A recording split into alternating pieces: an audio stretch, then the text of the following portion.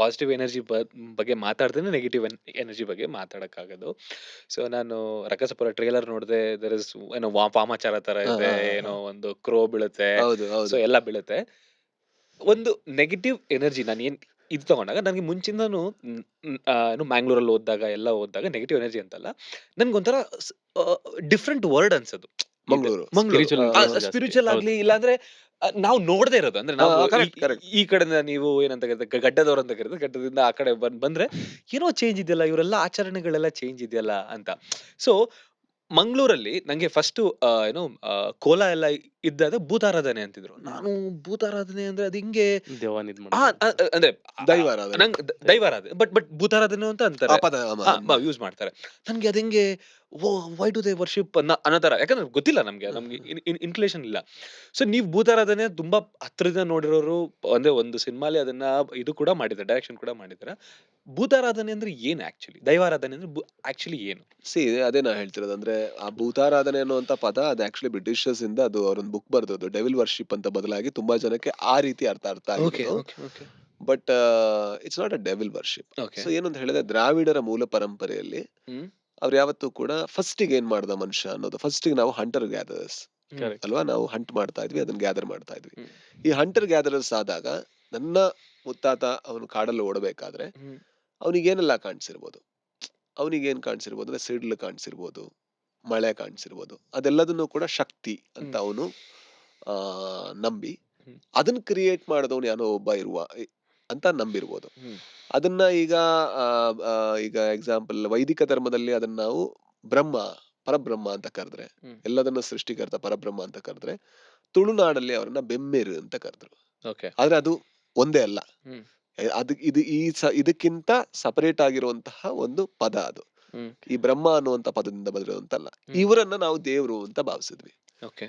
ಬೆಮ್ಮೇರನ್ನ ದೇವ್ರು ಅಂತ ಭಾವಿಸಿದ್ವಿ. ಹ್ಮ್ ಆಮೇಲೆ ನಾವು ಯಾವಾಗ ಕೃಷಿಗಿಳಿದ್ವಿ, ಹ್ಮ್ ಆ ಕೃಷಿಗಿಳಿದಾಗ ಏನಾಯ್ತು, 3 ತರದ ಆ ದೈವಗಳು ನಮ್ಮಲ್ಲಿದೆ. ಹ್ಮ್ ಒಂದು ನಮ್ಮ ಪೂರ್ವಜರು, ಹ್ಮ್ ಆನ್ಸೆಸ್ಟ್ರಲ್ ವರ್ಷಿಪ್, ಅದು ಯಾವತ್ತೂ ಮಾಡ್ತೀವಿ, ಈ ಕಡೆನೂ ಮಾಡ್ತಾರೆ, ಎಡೆ ಬಡ್ಸೋದು. ಹ್ಮ್ ಯಾಕಂದ್ರೆ ನಾವಿವತ್ತು ನಮ್ಮ ಆರೋಗ್ಯ, ನಮ್ಮ ಕೈ ಕಾಲುಗಳು, ನಮ್ಮ ಬುದ್ಧಿ, ನಮ್ಮ ಶಕ್ತಿ ಎಲ್ಲ ಎಲ್ಲ ಇದ್ರೆ ನಾನು ಇಲ್ಲಿ ಕೂತ್ಕೊಂಡು ಹೇಳ್ತಾ ಇರ್ಬೋದು, ನಾನ್ ಮಾತಾಡ್ತಿರೋದಲ್ಲ, ಹ್ಮ್ ನನ್ನ ಅಜ್ಜ ನನ್ನಲ್ಲಿ ಮಾತಾಡ್ತಿರೋದು. ಯಾಕಂದ್ರೆ ಹ್ಮ್. ನನ್ನ DNA ಕೂಡ ಅವರ ಎಲಿಮೆಂಟ್ ಇರೋದ್ರಿಂದ ನಾ ಥಿಂಕ್ ಮಾಡುವಂತ ರೀತಿ, ಅವ್ರು ಯಾವ ರೀತಿ ಫುಡ್ ತಿಂದ್ರು ಅನ್ನೋದು ಕೂಡ ನಾನು ಇವತ್ತು ಥಿಂಕ್ ಮಾಡೋ ರೀತಿನ ಎಫೆಕ್ಟ್ ಮಾಡ್ತಾ ಇದೆ. True. ಹಾಗಾಗಿ ಆನ್ಸೆಸ್ಟ್ರಲ್ ವರ್ಷಿಪ್ ಅದರಲ್ಲೂ ಒಂದು ತುಂಬಾ ಇಂಪಾರ್ಟೆಂಟ್. ನಾನು ಇವತ್ತು ಎಲ್ಲಿ ಹೇಗಿದ್ದೀನಿ ಅದು ಅದು ಅದಕ್ಕೆ ಕಾರಣ ಅವರು ಅಂತ.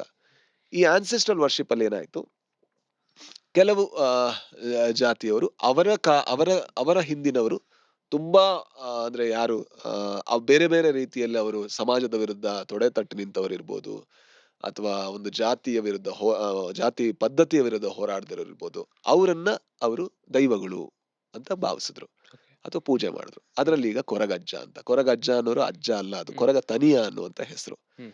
ತನಿಯ ಅಂದ್ರೆ ಮೊದಲಿನ ಕಾಲದಲ್ಲಿ ನಾವ್ ಯಾವ ಶೋಷಿತ ವರ್ಗದಲ್ಲಿ ಹೆಸರಿಟ್ಕೊಳ್ಳುವಂತಹ ಹಕ್ಕು ಕೂಡ ಅವ್ರಿಗಿರ್ಲಿಲ್ಲ. ಯಾವ ದಿವಸ ಹುಟ್ಟಿದ್ರು ಆ ದಿವಸಕ್ಕೆ ಅವರ ಹೆಸರನ್ನ ಇದ್ ಮಾಡ್ತಾ ಇದ್ರು. Okay. ಈಗ ಭಾನುವಾರ ಹುಟ್ಟಿದ್ರೆ ನಮ್ ಕಡೆ ಭಾನುವಾರ ಐತಾರ ಅಂತ ಕರೀತಾರೆ, ಐತಾ ಅಂತ ಕರಿತಿದ್ರು. ಹ್ಮ್ ಸೋಮವಾರ ಹುಟ್ಟಿದ್ರೆ ಚೋಮ ಅಂತ ಹೇಳ್ತಿದ್ರು. ಹ್ಮ್ ಮಂಗಳವಾರ ಹುಟ್ಟಿದ್ರೆ ನಾವು ಮಂಗಳವಾರನ ಅಂಗಾರ ಅಂತ ಕರಿತಿದ್ವಿ, ಹ್ಮ್ ಹಾಗಾಗಿ ಅಂಗಾರ ಅಂತ ಹೇಳ್ತಿದ್ರು. ಬುಧವಾರ ಹುಟ್ಟಿದ್ರೆ ಬುಧಿಯ ಅಂತ ಕರಿತಿದ್ರು. ಗುರುವಾರ ಹುಟ್ಟಿದ್ರೆ ಗುರುವ ಅಂತ ಕರಿತಿದ್ರು.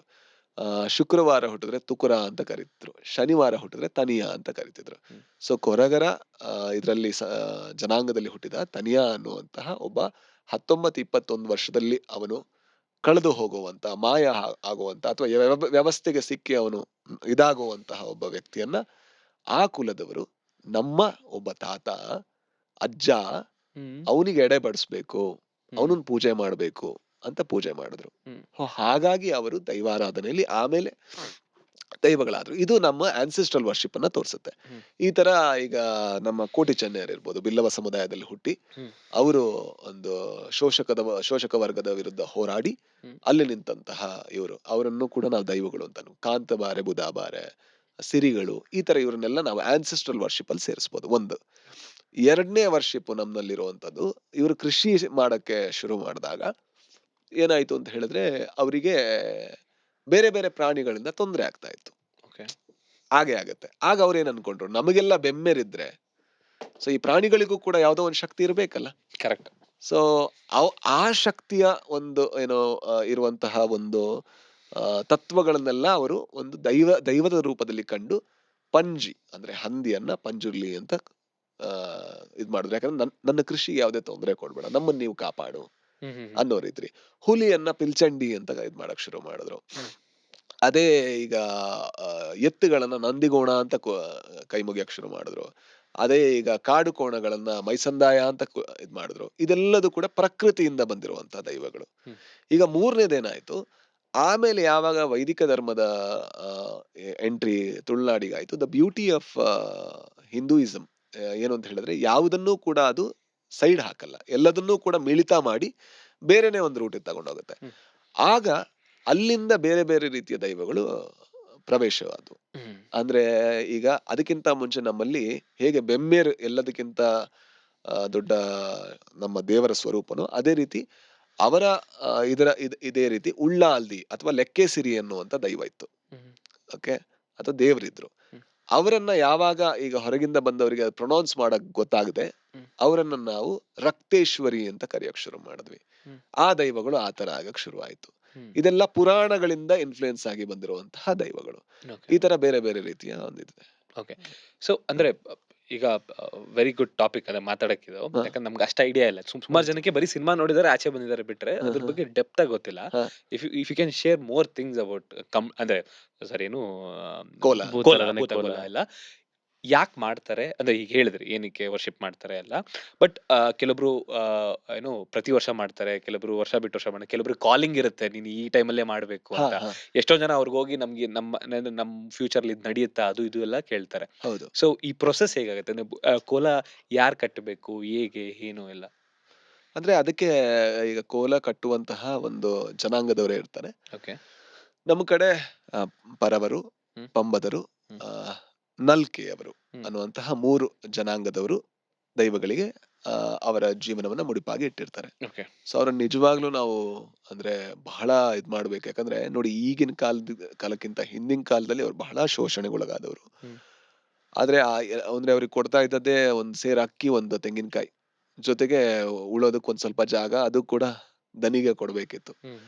ಅದ್ರ ಮಧ್ಯೆ ಕೂಡ ಇವತ್ತೇನಾದ್ರೂ ತುಳುನಾಡಲ್ಲಿ ದೈವಾರಾಧನೆ ಜೀವಂತ ಇದೆ ಅಂದ್ರೆ ಅದಕ್ಕೆ ಈ ಚಾಕ್ರಿಯ ವರ್ಗ ಅಂತ ಸೇವೆ ಮಾಡುವಂತ ವರ್ಗ, ಅದು ಯಾವುದೇ ರೀತಿಯ ಭೇದ ಭಾವ ಇಲ್ಲದೆ, ಯಾವುದೇ ರೀತಿಯ ಅಪೇಕ್ಷೆ ಇಲ್ಲದೆ ಅವ್ರು ಕೆಲಸ ಮಾಡಿದ್ರಿಂದ ಇವತ್ತು ಕೂಡ ತುಳುನಾಡಲ್ಲಿ ದೈವಾರಾಧನೆ ಅದು ನಿಂತಿದೆ. ಅಂಡ್ ಅದ್ರ ಜೊತೆಗೆ 16 ವರ್ಗದವರು ಅಲ್ಲಿ ಸೇರ್ಬೇಕಾಗತ್ತೆ. ಬೇರೆ ಬೇರೆ ಆ ಜನಾಂಗದವರು ಅಲ್ಲಿ. ಈಗ ಅದನ್ನ ಶುದ್ಧ ಮಾಡೋದಕ್ಕೆ ಮಡಿವಾಳ್ರೆ ಇರ್ಬೇಕು. ಅಲ್ಲಿ ಹ್ಮ್. ಚರ್ವ ಅಂತ ಕರೀತಾರೆ. ಹ್ಮ್. ಅದನ್ನ ಅಂದ್ರೆ ಒಂದು ಮಡಿಕೆಯಲ್ಲಿ ಅಕ್ಕಿ ಬೇಯಿಸಿ ಅಲ್ಲಿ ಹಾಕ್ಬೇಕು, ದೈವಕ್ಕೆ ಅರ್ಪಣೆ ಮಾಡ್ಬೇಕು. ಅದನ್ನ ಮಾಡೋದಕ್ಕೆ ಕುಲಾಲ ಜನಾಂಗದವರೇ ಬೇಕು, ಅಥವಾ ವಾದ್ಯದವರು ಶೇರಿಗಾರರೇ ಬೇಕು. ಹ್ಮ್. ಈ ತರ ಬೇರೆ ಬೇರೆ ಜನಾಂಗದವರು ಸೇರ್ಕೊಂಡು ಮಾಡುವಂತಹ ಒಂದು ಏನು ಕಟ್ಟದು ಅಂದ್ರೆ ಸಂಪ್ರದಾಯ ಅದು. ಹ್ಮ್. ಸೊ ಆ ಜೊತೆಗೆ ತುಂಬಾ ಜನಕ್ಕೆ ಅದಕ್ಕಿಂತ ನಾನು ಇನ್ನೊಂದು ಟಾಪಿಕ್ ಅನ್ನ ಹೇಳ್ಬಿಡ್ತೀನಿ. ಅಂದ್ರೆ ಎಸ್. ತುಂಬಾ ಜನಕ್ಕೆ ಯಾಕೆ ಮಂಗಳೂರವರಿಗೆ ಅದನ್ನ ಮಾಡಿದ್ರೆ ಅಫೆಂಡ್ ಆಗುತ್ತೆ ಅಂತ ಗೊತ್ತಿಲ್ಲ ತುಂಬಾ ಜನಕ್ಕೆ. ಕರೆಕ್ಟ್. ಕರೆಕ್ಟ್. ಅದನ್ನೊಂದು ಹೇಳ್ಬಿಡ್ತೀನಿ. ಎಸ್. ಈಗ ಬೇರೆಯವರು ಅದನ್ನ ಯಾವ ರೀತಿ ನೋಡ್ತಾರೆ ಅಂದ್ರೆ ದೇವ್ರ ತರ ನೋಡ್ತಾರೆ. ಹ್ಮ್. ಯಾಕಂದ್ರೆ ಅವರ ಅವರ ಕಲ್ಪನೆಗಳೆಲ್ಲೂ ಕೂಡ ಹಿಂದುತ್ವದಿಂದ ಬಂದಿರೋದು, ವಸುದೈವ ಕುಟುಂಬಕಂ ಅನ್ನುವಂತ ಐಡಿಯಾದಿಂದ ಬಂದಿರುವಂತದ್ದು. ಹ್ಮ್. ಏನು, ದೇವರಾದ್ರೆ ನಾವು ಕೈ ಮುಗಿತೀವಿ ಗುರು, ಅದ್ರಲ್ಲಿ ಏನಿದೆ, ತಪ್ಪೇನಿದೆ ಅಂತ. Very simple, true. It's very simple. But ಆದ್ರೆ ಏನ್ ಅರ್ಥ ಮಾಡ್ಕೋಬೇಕಂದ್ರೆ, ಅದು ಹಿಂದುತ್ವದಿಂದ ಬಂದಂತಹ ತತ್ವ ಅಲ್ಲ, ಅದು ದ್ರಾವಿಡ ಪರಂಪರೆಯಿಂದ ಬಂದಂತಹ ತತ್ವ. ಏನ್ ತತ್ವ ಅಂದ್ರೆ, ಯಾವುದೇ ರೀತಿಯ ಯಾವುದೇ ರೀತಿಯ ಒಂದು ಟ್ರೈಬಲ್ ಒಂದು ಕಮ್ಯುನಿಟಿಯಲ್ಲಿ ಇರುವಂತದ್ದೇನಂದ್ರೆ, ನನ್ನ ಟ್ರೈಬ್ ನನಗ್ ಮೀಸಲು ಅಂತ. ಹ್ಮ್. ತಪ್ಪು ಸರಿಯ ಪ್ರಶ್ನೆ ಅಲ್ಲ ಅದು. ಈಗ ಹ್ಮ್. ಸೆಂಟಿಲೀಸ್ ಇದಿದೆ, ಅಂಡಮಾನ್ ಅಂಡಮಾನ್ ನಿಕೋಬಾರ್ ಸೆಂಟಿನೀಸ್. ಸೆಂಟಿನಲೀಸ್ ನಿಕೋಬಾರ್ ಹೌದು. ಸೊ ನೀವು ಹೋಗ್ಬಿಟ್ಟು ಅಲ್ಲಿ ಎಲ್ಲರೂ ಕೂಡ ನಮ್ ದೇವರು, ನಿಮ್ ದೇವರು, ನಮ್ ದೇವರು ಅಂತ ಹೇಳಿದ್ರೆ, ಅಲ್ಲೊಂದ್ ಸ್ವಲ್ಪ ಅವ್ರಿಗೆ ಅವ್ರು ತಡ್ಕೊಳಕ್ ಆಗಲ್ಲ, ಆಕ್ಚುಲಿ ಇದು ಮಾಡಿ ಅಟ್ಯಾಕ್ ಮಾಡಿ. ಅಟ್ಯಾಕ್ ಮಾಡ್ತಾರೆ. ಯಾಕಂದ್ರೆ ಅವ್ರಿಗೆ ಅರ್ಥ ಆಗಲ್ಲ. ಹ್ಮ್. ಬಟ್ ಇಲ್ಲಿ ಏನಾಯ್ತು ಅಂತ ಒಂದ್ ಕತೆ ಹೇಳ್ಬಿಡ್ತೀನಿ. ಭೂತಾಳ ಪಾಂಡ್ಯ ಅಂತ, ನಿಮ್ಗೆ ಇಂಟ್ರೆಸ್ಟ್ ಇದೆಯಲ್ಲ ಇದು? ಏ, ಪ್ಲೀಸ್ interest ಪ್ಲೀಸ್. ಇದೆ ಇಲ್ಲ sir. ಈಗ ಅದಕ್ಕೆ ಕೇಳಿದ್ದ. ಭೂತಾಳ ಪಾಂಡ್ಯ ಅಂತ ಒಬ್ಬ ರಾಜ ಇದ್ದ. ಓಕೆ. ಆ ರಾಜನ್ಗೆ ಏನಾಯ್ತು, ಅವನು ಅವನು ಅಳುಪಾರಸರ ಒಬ್ಬ ರಾಜ ಆಗಿದ್ದಂತೆ. ನಾನು ಸ್ವಲ್ಪ ಆ ಕಡೆ ಈ ಕಡೆ ತಪ್ಪೇನಾದ್ರು ಹೇಳಿದ್ರೆ ದಯವಿಟ್ಟು ನನ್ನ ಸರಿ ಮಾಡಿ ಕಮೆಂಟ್ ಅಲ್ಲಿ. ಅಳುಪಾರಸರ ಒಬ್ಬ ರಾಜ ಆಗಿದ್ದ. ಅವನಿಗೇನಾಯ್ತು, ಅವನಿಗೆ ಅವನ ಶಿಪ್ ಅನ್ನ ಇಳಿಸ್ಬೇಕಿತ್ತು ಆಗಿನ ಕಾಲದಕ್ಕೆ ಟ್ರೇಡ್ಗೆ. ಹ್ಮ್. ಹ್ಮ್. ಆಗ ಅವನ ದೈವ, ಆ ದೈವದ ಹೆಸರು ಈಗಿಲ್ಲ, ಆಗಿನ ಕಾಲಕ್ಕೆ ಅದೊಂದು ದೈವ ಆಗಿತ್ತು. ಆ ಆ ದೈವ ಬಂದು ಕೇಳುತ್ತೆ, ನನಗೆ ಇಳಿಸ್ಬೇಕಂದ್ರೆ ನೀನೊಂದು ನರಬಲಿ ಕೊಡ್ಬೇಕು, ಅದ್ ನಿನ್ನ ರಕ್ತನೇ ಆಗಿರ್ಬೇಕು ಅಂತ. ಓಕೆ. ಅವನೇನ್ ಮಾಡ್ತಾನೆ, ತನ್ನ ಹೆಂಡತಿ ಹತ್ರ ಹೋಗಿ ಕೇಳ್ತಾನೆ, ನಮ್ಮ ಮಗ ಇದಾನಲ್ಲ ಅವನಿಗೊಂದು ಕೊಡೋಣ, ಯಾಕಂದ್ರೆ ಇದು ಬಹಳ ಇಂಪಾರ್ಟೆಂಟ್, ಇದು ರಾಜ್ಯ ಸುಭಿಕ್ಷವಾಗುತ್ತೆ, ನಾವು ಮಾಡೋಣ ಅಂತ. ಅವಳಿಗೆ ಸಿಟ್ಟು ಬರುತ್ತೆ, ಹ್ಮ್ ಅವ ಮಗನನ್ನೇ ಬಲಿ ಕೆಡುವಂತ ತಂದೆ ಅಂತವನು ಅಂತ ಹೇಳಿ ಬಿಟ್ಟು ತವ್ರ ಮನೆಗೆ ಹೋಗ್ಬಿಡ್ತಾಳೆ. ತುಂಬಾ ಬೇಜಾರಲ್ಲಿ ಅವ್ನು ಕೂತಿರ್ಬೇಕಾದ್ರೆ ತಂಗಿ ಬಂದು ಕೇಳ್ತಾಳೆ, ಏನು ಕಣ್ಣ ಬೇಜಾರಲ್ಲಿದ್ಯಾ ಅಂತ. ಈ ತರ ಮಗ ಈ ತರ ಆಯ್ತು ಅಂತ ಅವ ಕೇಳಿದಾಗ, ಅಯ್ಯೋ ಅದಕ್ಕೆ ಯಾಕೆ ಯೋಚನೆ ಮಾಡ್ತೀಯ, ನನ್ನ ಮಗ ಕೂಡ ನಿನ್ನ ನಿನ್ನ ನಿನ್ನ ರಕ್ತಾನೆ, ರಕ್ತ. ಯಾಕಂದ್ರೆ ನಾವು ಒಂದೇ ಕುಟುಂಬದಿಂದ ಬಂದಿರೋ ಕಾರಣದಿಂದಾಗಿ ಒಂದೇ ರಕ್ತಾನೆ, ಅವನನ್ನ ಬಲಿ ಕೊಡು ಅಂತ. ಮಗನ ಹತ್ರ ಕೇಳ್ಬೇಕಾದ್ರೆ, ಅಯ್ಯೋ ತೊಂದ್ರೆನೇ ಇಲ್ಲ ಏನಾದ್ರೂ ರಾಜ್ಯಕ್ಕಾಗತ್ತೆ ಅಂದ್ರೆ ನಾನು ಮಾಡ್ಲೇಬೇಕಲ್ವಾ ಅಂತ ಹೇಳಿ ಅವ್ನು ಬರ್ತಾನೆ.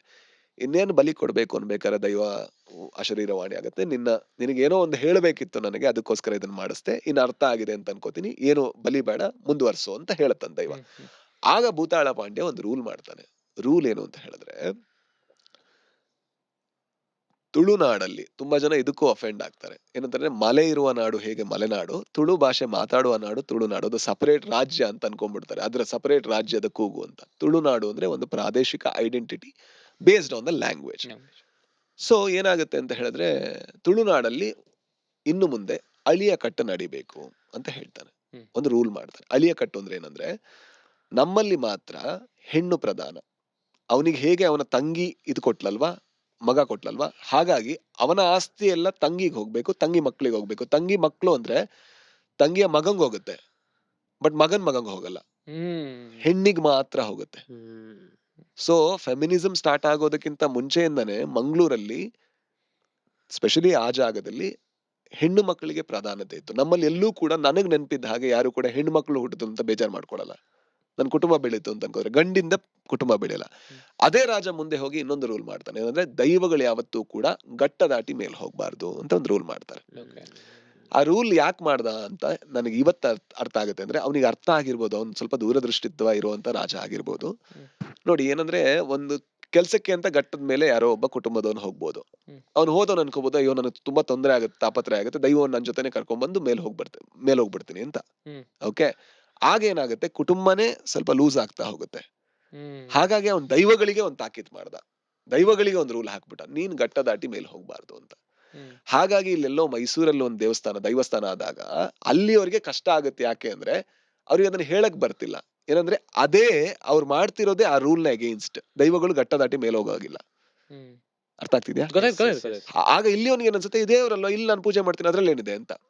ಆ ಪೂಜೆ ಮಾಡೋದೇ ಅದರ ಮೂಲ ಆಶಯದ ವಿರೋಧ.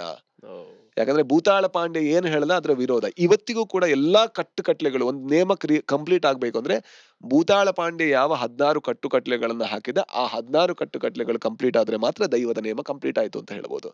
ಇವತ್ತಿಗೆ ಅದನ್ನ ಅವರೇ ಫಾಲೋ ಮಾಡ್ತಾ ಇರ್ಬೇಕಾದ್ರೆ, ಅದನ್ನ ಬೇರೆಯವ್ರು ಯಾರಾದ್ರೂ ಕೂಡ ಹೊರಗೆ ತಂದಾಗ ನನಗೆ ಗೊತ್ತಾಗುತ್ತೆ, ಪ್ರೀತಿ ಅರ್ಥ ಆಗುತ್ತೆ, ಭಕ್ತಿಯಿಂದಾನೇ ಮಾಡ್ತಿರೋದು.